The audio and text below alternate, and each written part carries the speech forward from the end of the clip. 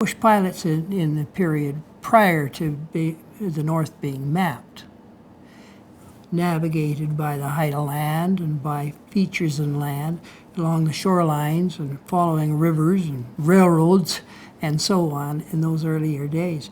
But the North was not mapped really, and especially the high Arctic. So they pioneered a lot of that opening up that country by their guile, shall we say, became smart.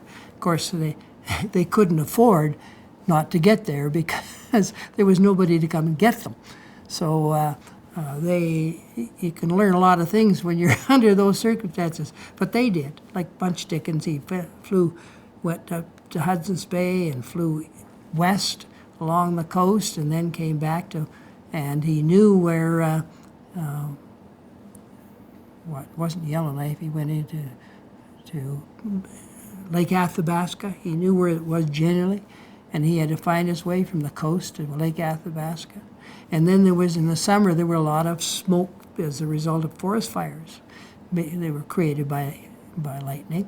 And at one time, the visibility was so bad that he had to sit down on a lake in the middle of nowhere, absolute nowhere. And he couldn't make a mistake. He had to land carefully, not put a hole in the floats or hit anything, and then wait until the weather changed and the smoke cleared and then finish his flight. Because you didn't have the fuel, for one thing. Well, as time went by, they would put gas caches in along the coast because the Hudson's Bay Company would provide the gas caches for their own operations, their own stations and so on in the north. The Hudson Bay Company had these trading centers, and they had a Hudson's Bay boat. They would go along the coast and supply these Hudson's Bay centers. So we used to do that all the time. Yeah, you have to think ahead.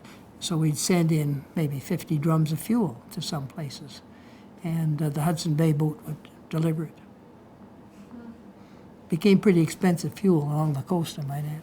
The Hudson Bay used to look after it for you.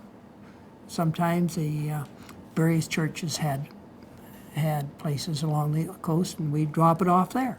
Church would look after it for you. I used to stay with the RCMP. I used to sit and sleep on the floor of the church in a lot of places. They were always kind to you. Whether they were Catholic or Protestant, didn't matter.